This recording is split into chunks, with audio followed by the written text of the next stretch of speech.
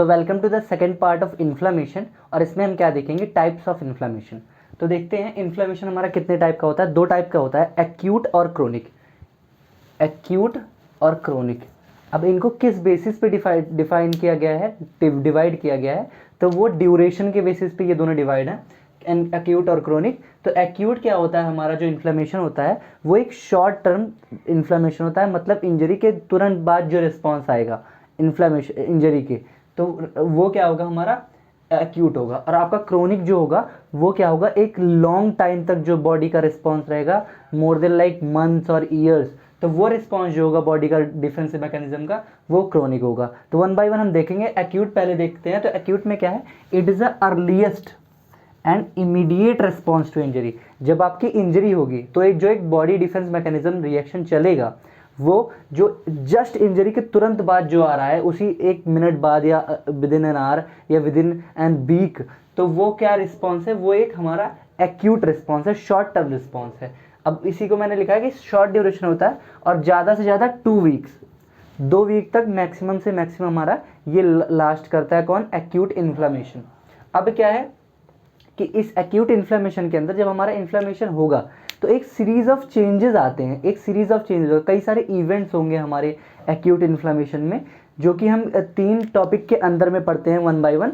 सबसे पहला क्या है आपका, वेस्कुलर इवेंट, दूसरा क्या है, cellular event, and the third one is chemotaxis.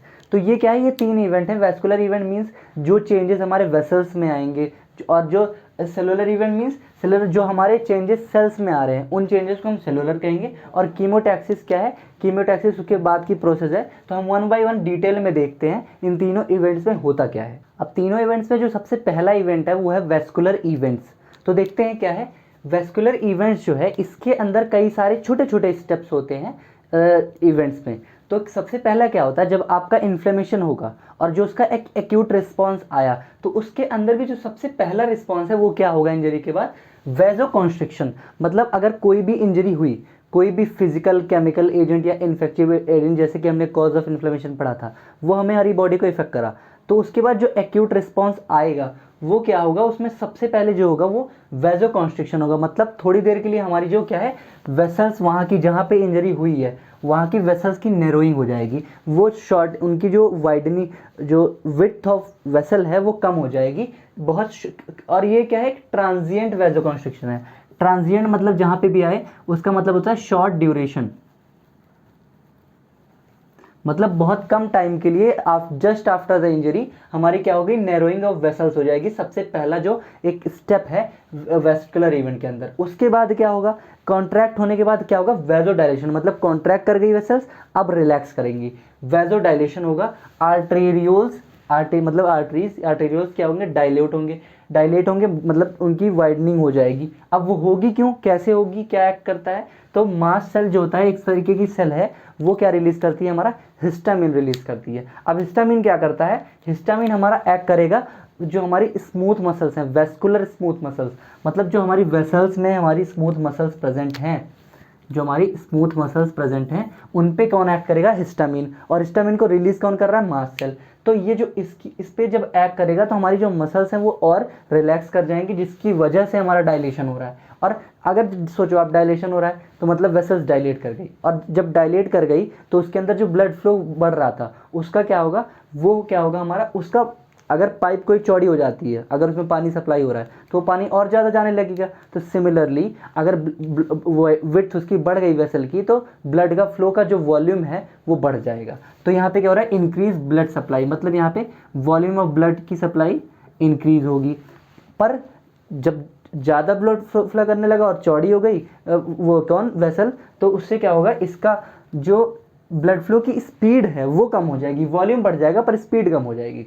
तो इसमें क्या होगा, और इसका जो ये चेंज इन ब्लड फ्लो आ रहा है, अमाउंट ऑफ ब्लड फ्लो हो रहा है, तो उसकी वजह से जो हमारा मॉर्फोलॉजिकल रिस्पॉन्स होगा वो क्या होगा, वो हमारा रेडनेस और हीट। इसी जो ब्लड फ्लो का ज़्यादा फ्लो हो रहा है, अमाउंट ऑफ ब्लड वॉल्यूम जो बढ़ा है, उसकी वजह से हमारा क्या होगा, रेडनेस और हीट आएगी उस एरिया में जहाँ पे इंजरी हुई थी और जहाँ पे वेजोडाइलेशन हो रहा है। ओके, दूसरा पॉइंट क्या है आपका, इंक्रीज इन वेस्कुलर परमिएबिलिटी। अब परमिएबिलिटी वर्ड का मतलब क्या है कि जो आपका क्या होता है, किसी भी सरफेस के अक्रॉस, मतलब जैसे आपका वेसल है ना, आपकी ये वेसल है, तो ये आपका क्या है, एक मेम्ब्रेन है। तो अगर इनसाइड से आउटसाइड का जो फ्लो है, जो ब्लड सेल्स का जो फ्लूइड का फ्लो है वो बढ़ जा रहा है, मतलब जो प्रॉपर्टी है किसी सरफेस के अक्रॉस फ्लूइड के फ्लो करने की या किसी भी मटेरियल के फ्लो करने की, उसको कहते हैं परमेबिलिटी। और अगर ये परमेबिलिटी बढ़ जा रही है तो मतलब क्या होगा, इसके इनसाइड जो मटेरियल प्रेजेंट है, जो ब्लड सेल्स प्रेजेंट है, जो फ्लूइड प्रेजेंट है, वो क्या है, बहुत ज़्यादा क्या होगा, पास करने लग जाएगा, लीक आउट करने लग जाएगा, है ना, लीक आउट करने लग जाएगा। अब ये करेगा कैसे, दो चीज़ों से होता है। आप देखो मैं डायग्राम से समझाता हूँ, दो स्टेप्स इन्वॉल्व होते हैं, एक कॉन्ट्रैक्शन ऑफ एंडोथेलियल सेल और दूसरा एंडोथेलियल डैमेज। अब देखो आपका क्या है, ये आपकी वेन्स है, ऐसे समझो, है ना, ये आपकी वेन्स है और यहाँ पे एंडोथेलियल सेल्स इसको सराउंड कर रही हैं। तो यहाँ पे कह रहे हैं कॉन्ट्रैक्शन ऑफ एंडोथेलियल, ये आपकी एंडोथेलियल सेल्स हैं, है ना। और फिर क्या होगा आपका, यहाँ पे ये आपका नॉर्मल स्टेट है, जब आपका नॉर्मल कोई इंजरी नहीं होगी। लेकिन जब ये आपका क्या आएगा, इंक्रीज इन वेस्कुलर परमेबिलिटी होगी, तो यहाँ पे क्या हो रहा है, यहाँ पे इस वेसल में गैप हो रहा है, गैप फॉर्मेशन हो रहा है। कैसे कैसे, ये आपकी जो एंडोथेलियल सेल्स है, यहाँ पे गैप बन जाएगा, इसको क्या कहते हैं हम, गैप फॉर्मेशन।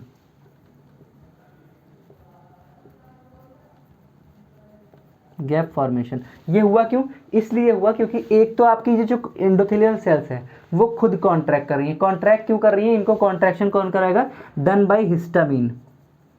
हिस्टामिन की वजह से क्या होगा, हिस्टामिन के एक्शन की वजह से ये एंडोथेलियल सेल्स जो है हमारी कॉन्ट्रैक्ट कर जाएंगी। और दूसरा क्या है, एंडोथेलियल डैमेज, ये कौन करेगा, this is carried by leukocytes. Leukocytes it is type of WBC, एक तरीके की WBC वाइट ब्लड सेल है ल्यूकोसाइट। ये क्या करेगा, डैमेज कॉज करेगा और जिसकी वजह से हमारा गैप फॉर्मेशन हो रहा है। अब गैप फॉर्मेशन हो रहा है तो उससे क्या होगा, हमारे जो इनसाइड मटेरियल्स हैं वो क्या करने के लग जाएंगे, लीक आउट करने लग जाएंगे। ये हमारा क्या है, इफेक्ट है, जब हमारी परमेबिलिटी बढ़ने लग जाएगी तो ये फिनोमेना होगा कि क्या होगा, आपका जो फ्लूइड है वो सारे आपके लीक आउट कर जाएंगे। अब इन सब की वजह से क्या होगा, जो हमारा ये सारा फिनोमेना हुआ और ये गैप फॉर्मेशन हुआ और सारा कुछ लीक आउट कर गया, इस लीक आउट करने की वजह से क्या होगा, हमारा एक चीज़ है स्टेसिस, ये आपके लिए नया टर्म हो सकता है, stasis of blood flow. Stasis का मतलब क्या होता है मैं आपको बता दूं, स्टेसिस का मतलब होता है स्लोइंग डाउन, स्लो डाउन। अब यहाँ पे क्या हुआ था, आपके जितने भी फ्लूइड थे इसके वेसल्स के अंदर वो लीक आउट कर गए, तो मतलब कौन बचा, सिर्फ ब्लड सेल्स बची। अब ब्लड सेल्स बची तो क्या होगा, उनकी जो फ्लूइडिटी कम हो गई, विस्कोसिटी क्या कहते हैं, बढ़ गई उनकी, तो इसकी वजह से हमारा क्या होगा, स्टेसिस, स्लो डाउन हो जाएगा ब्लड फ्लो। अब इसका इफेक्ट क्या होता है, ये आपका इतने सारे जो मैंने एक्सप्लेन करे, तीनों जो इवेंट्स एक्सप्लेन करे वो वेस्कुलर इवेंट्स के अंदर आते हैं। अब स्टेसिस ऑफ ब्लड फ्लो का जो इम्पैक्ट है वो आपको देखने मिलेगा सेलुलर इवेंट्स में।